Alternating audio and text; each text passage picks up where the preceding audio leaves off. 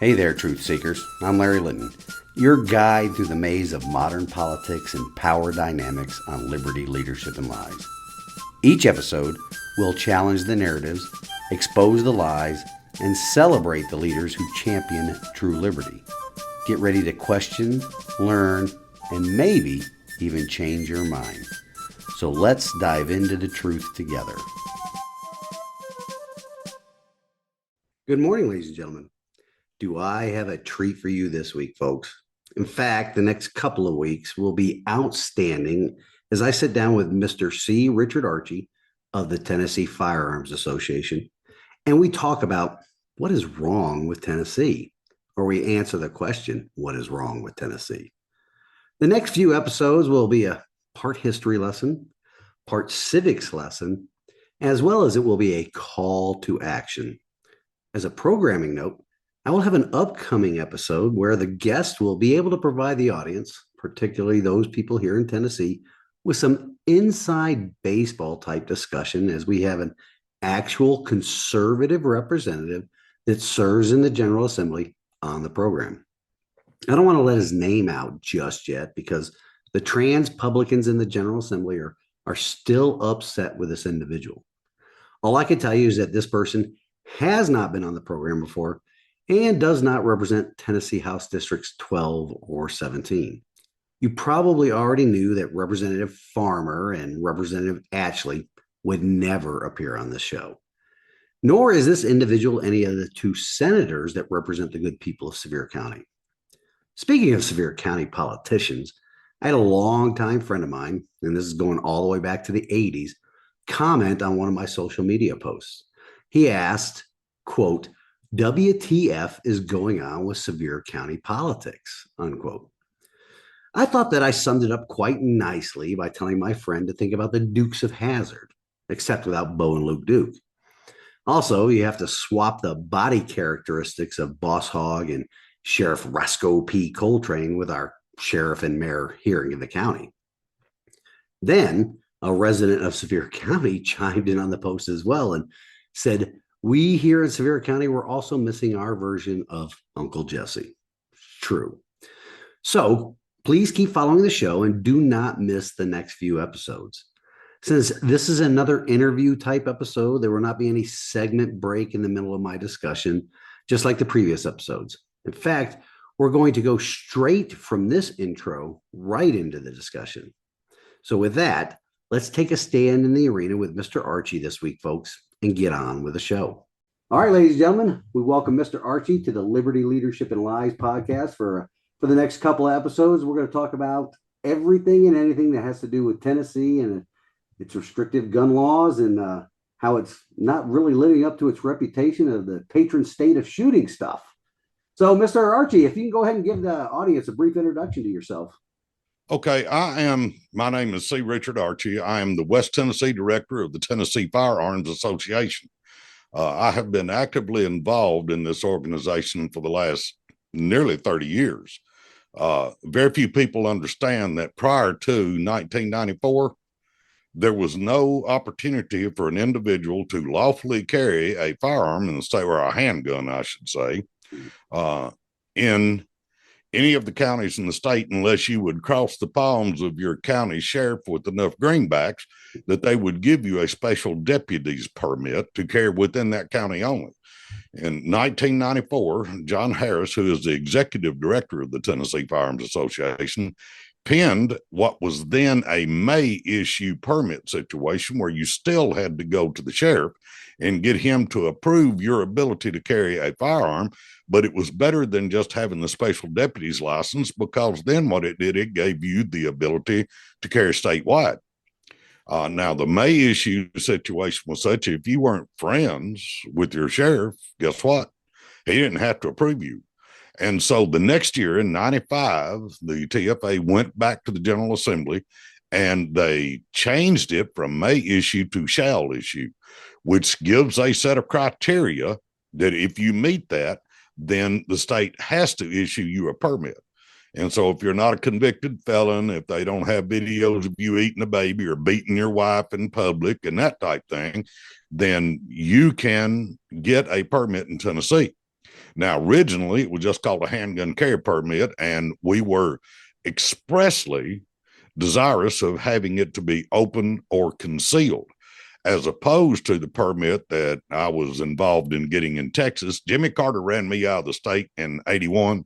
I had to go to Texas for a number of years because you couldn't give your labor away in Tennessee as a construction worker. I spent quite a bit of time in Texas until 94 when I moved back here to the state. And we perfected a permit out there. If you remember the situation of the Luby's massacre, Right. do you remember that? Well, that was in Killeen, Texas, where a guy drove his pickup truck through the front glass of the Luby's restaurant on Sunday afternoon after church and got out with 2 semi-automatic handguns and just laid waste to the whole place. After that, there was a young lady in there who decided to run for the Texas legislature because at that time it was illegal for you to carry a handgun into a brick and mortar place of business in Texas. And so she got elected, and we got that passed down there. You had to go to Austin, as a matter of fact, to get your permit at that point. You couldn't go to Tarrant County Courthouse and apply for it. You had to show up in Austin to be in line to get in. Mm-hmm. However, once that was perfected, you could only carry concealed in Texas, and you had a situation called printing. If the law enforcement officers in Austin saw what they considered to be a handgun underneath your shirt or your jacket, they could stop you and take your weapon from you and remove your license. So in Tennessee, when John Harris moved this as a shall issue situation in 1995, it was open or concealed. Now, today, what that is the enhanced carry permit.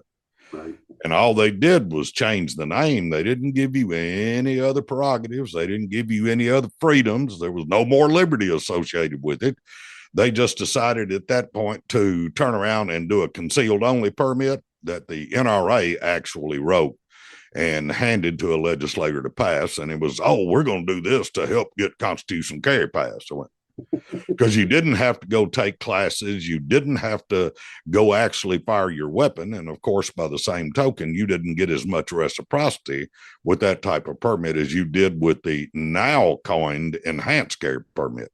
So then in 2021, Governor Lee pushed forward what he called constitutional carry, which is not by any stretch of the imagination.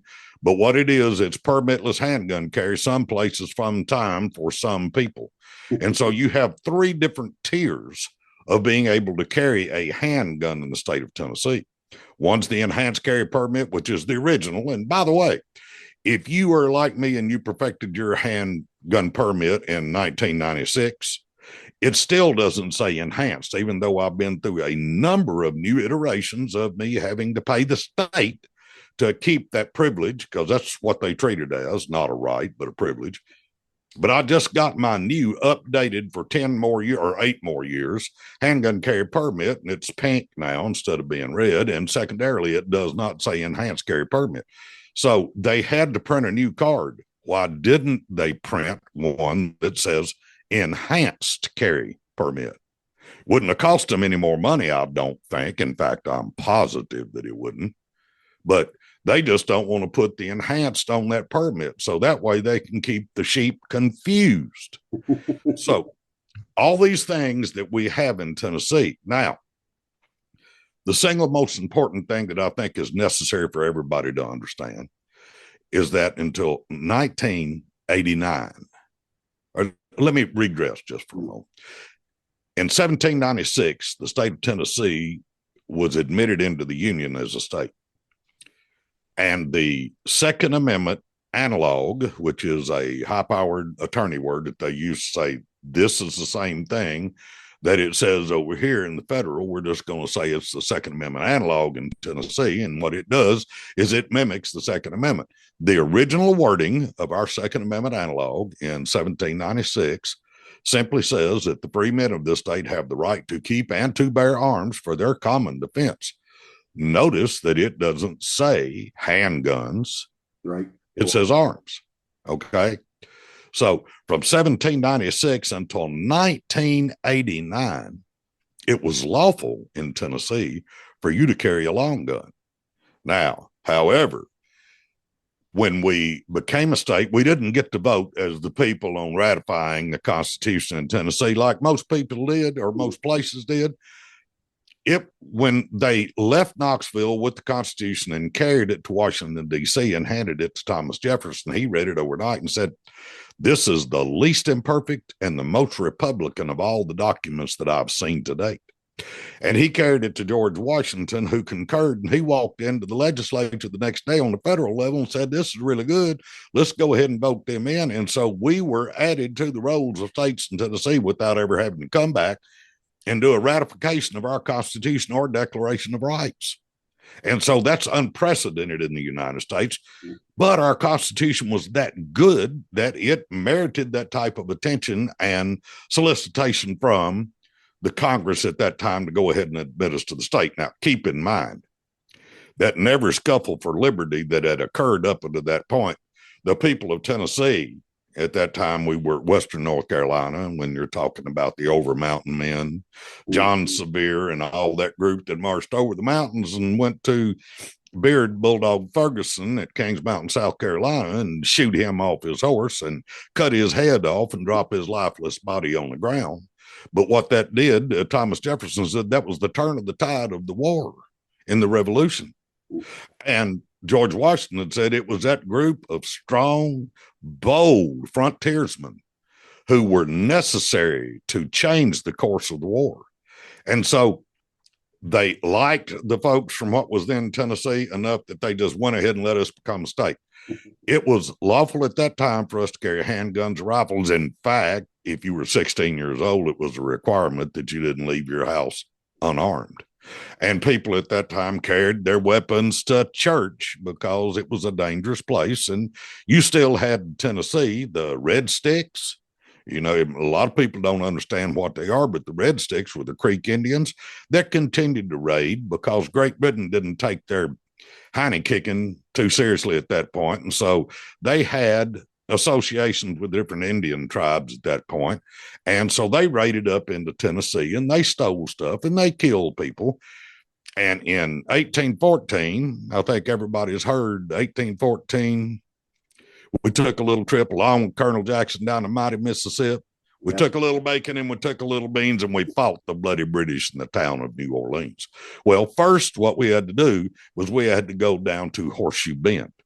And so the governor at that time in 1814, Willie Blount, called for 2,500 volunteers to go with Colonel Jackson down into Alabama to fight the Red Sticks. And you've heard the term, good Lord willing, and the creek don't rise. Well, they're not talking about a ditch with water in it. They're talking about the Creek Indians who were allies of the British. And so that was a term in Tennessee at that point. The Creeks were always uprising and coming in and stealing cattle and stuff like that. So, oh, that's right. Tennesseans got to protect their property with deadly force at that point. Imagine that. That was kind of a thing back then. The Declaration of Independence says that each of us guaranteed life, liberty, and the pursuit of happiness. Mm-hmm. Pursuit of happiness includes being able to keep your property and stop somebody else from taking it. Right. Now, we can't do that anymore because what's happened is our General Assembly has decided to completely circumvent the true meaning of the Second Amendment in Tennessee. We became a state in 1796 where it said the free men of this state have the right to keep and to bear arms for their common defense. Now, in 1801, the General Assembly passed the first infringement on that, where they said that anybody who shall debase himself and carry a handgun commits a crime. And so 5 short years after we became a state, and before we were called to go down into Alabama to fight the Red Sticks, the General Assembly had already decided to start doing the stuff that would make the general population want to shoot them. And so they started trying to limit the ability of the flyover folks out here to be able to carry firearms for their self-protection. That's not what the Constitution of the United States nor the Constitution of Tennessee called for. But yet, if you are the General Assembly, you can operate with what they now call sua sponte, And that's a Latin legal term that means the king don't have to pay no attention to the serfs. He can do whatever he wants to. And so from that sad day in 1801 until 1821, when they made it a complete crime for you to carry a handgun, and later on, they had to turn around and say in 1871, the Supreme Court said, no, wait. What we're going to do is we're going to look back at what our Constitution called for. And this was after in 1870. Another little history lesson is necessary here. At the end of the Civil War, Tennessee was not issued a military governor, nor did we have to propose a new constitution to the federal government to be let back in. We were required only, and this is because who was president at that time after Lincoln was assassinated? Right. Well, that was Andrew Johnson, and he was a Tennessean. And so therefore he cut a special deal for us. And I said, here's the thing. If you'll just ratify the 14th Amendment and guarantee that the freed slaves can have all the rights and privileges enumerated in the Constitution as citizens, we'll let y'all join back in. And they did. 4 years later, they put the proposed new Constitution together, which changed the Second Amendment analog, and it moved the Declaration of Rights from Article 11 to Article 1. And originally, our Article 11, Section 26 said that the free men of this state have the right to keep and to bear arms for their common defense. Now, Article 1, Section 26 of the revamped 1870 grandiose Constitution said the citizens of this state have the right to keep and to bear arms for their common defense. However, the legislature shall have power by law to regulate the wearing of arms with a view to prevent crime. It took them 4 years to gin that up, to craft that so that they could make sure the freed black slaves were disenfranchised, that they had no ability to carry a firearm to withstand the KKK and the Night Riders in Tennessee. And all one has to do is go to the Bruin decision and read what Justice Thomas writes about Tennessee and Arkansas and Alabama at that time period, and the Jim Crow stuff that was put on the freed slaves and those in Texas as well, to realize that what that was a dodge from what the 14th Amendment called for. Correct. And so, therefore, what we've got right now on our books in Tennessee is a Jim Crow law, because it says in 3917, 1307A1, it is an offense to carry a firearm or a club with the intent to go armed. Now, I believe you're ex-military, right? Absolutely, yeah. Okay, so you were Navy, I believe, if I remember reading your stuff. Yes, sir. But when you left port with the battleship, did you leave your guns at the house? Absolutely, or did you keep them on that boat? Okay. Absolutely. All right, so you don't leave the house to go enforce laws or to provide protection for yourself without carrying arms of some type. And so how could you possibly put that handgun in your holster on your hip and leave the house without intending to go armed? It's terrible. That's a misnomer. And it was just wordsmithing at the time in 1870 to make sure that they could keep their thumb on the freed slaves so that they did not have the ability to bear arms. I also didn't let them vote at that point, and we had to go through all that. But the whole point of the matter is, in 2010, the Supreme Court of the United States changed the metric for Tennessee, even though nobody wants to admit it or to look at it or to read it or try to understand it, especially in the legislature. But what they said is, you know what?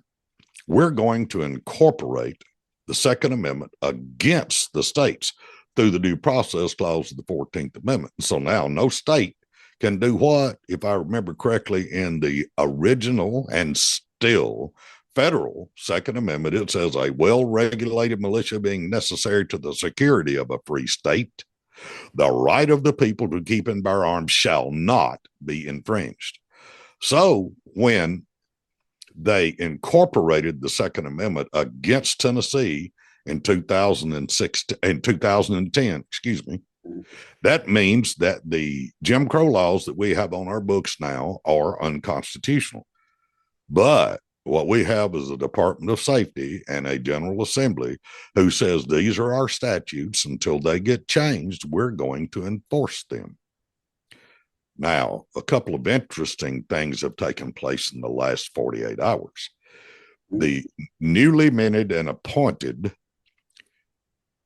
head lawyer for the Department of Justice in their Civil Rights Division, Harmeet Dillon, filed an amicus brief on behalf of gun owners in in Hawaii, where you cannot, in fact, there ain't no two places that's any more different than Alaska and Hawaii, because everybody in Alaska is armed, and just the criminals in Hawaii, because the law says that average people who obey the law can't carry a firearm, right? So, but they've sued over there, the federal, or they've sued the state, and Harmeet Dillon came in, and as well as the new Solicitor General of the United States that Trump has put in place, and they said, this is an egregious violation of the Second Amendment, and we don't intend to see it stand.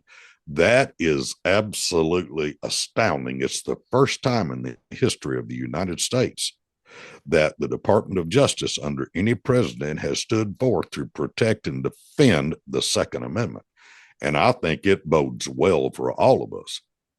Since that time has occurred, I guess I have written a dozen letters and left emails all over Washington, D.C., trying to get an opportunity to have a conversation with Miss Dillon, because I want to push to her that, in fact, the state of Tennessee has denied since 1801, then 1821, and then 1870, and still today, it is a crime in Tennessee for any person to carry any firearm anytime for any reason, even in your own home.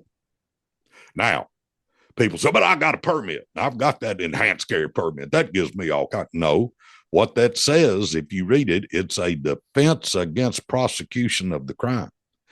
And it can only be raised in the presence of the trier of the fact, which means that you got to be in front of the judge and jury before you can raise it up and say, but Your Honor, I got a permit.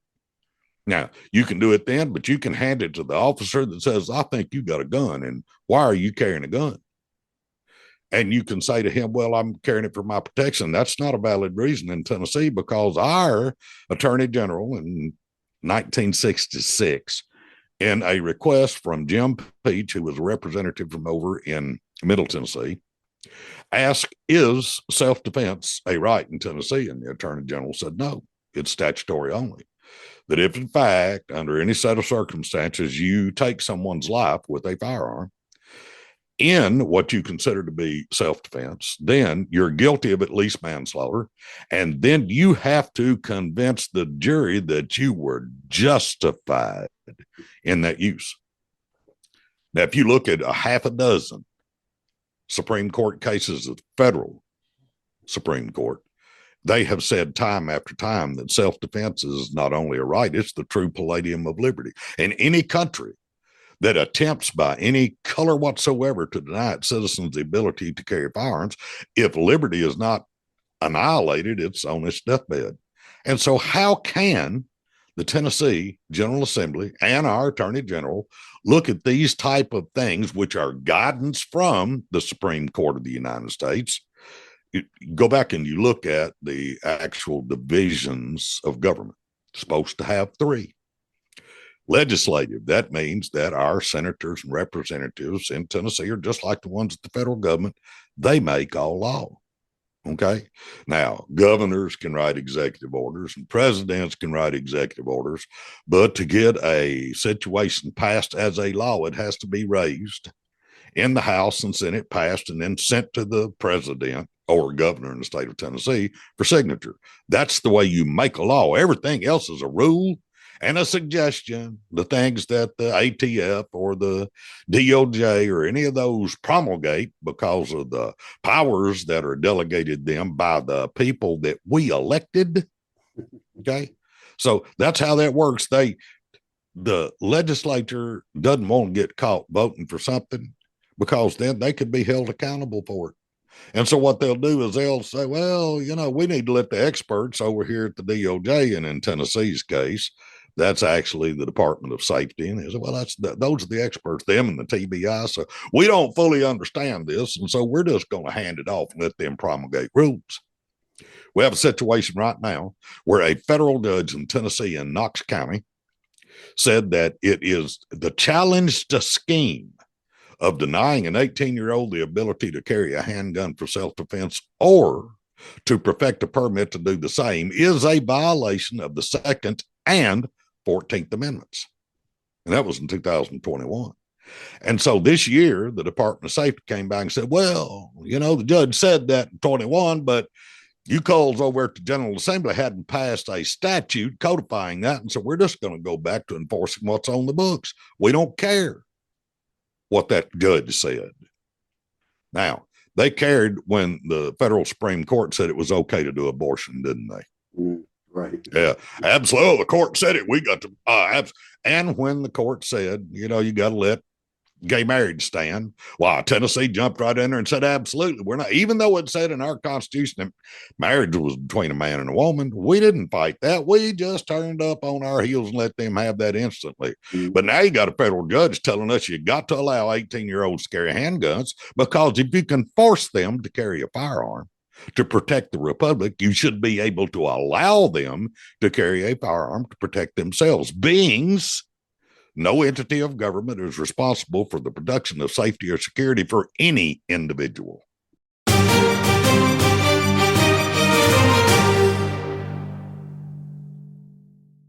Well, isn't Mr. Archie a fountain of knowledge? Be sure and tune in next week as we continue discussing what is wrong in Tennessee and just how did it go wrong. This week's wisdom from God's word comes to us from the Gospel of Luke, chapter 17, verse 3. Pay attention to yourselves. If your brother sins, rebuke him. And if he repents, forgive him. For decades now, we, the citizens of the volunteer state, have failed to rebuke our sinful representatives in the General Assembly as they seek to erode our liberty and make us slaves to the state. The good people of Tennessee need to shake off their apathy and look at what the trans publicans in Nashville are doing to us and not for us. We need to focus on putting primary challengers forward that will seek to restore our government back into the bounds of the contract that is our state constitution. We need to hold them accountable at the ballot box for violating their oaths. Be sure to give this episode a thumbs up on Rumble or YouTube as well. And you need to share the content on your social media pages. You can email it to your contacts as well. Until next week, ladies and gentlemen, let's take a stand in the arena together. Reveille, it's time to wake up.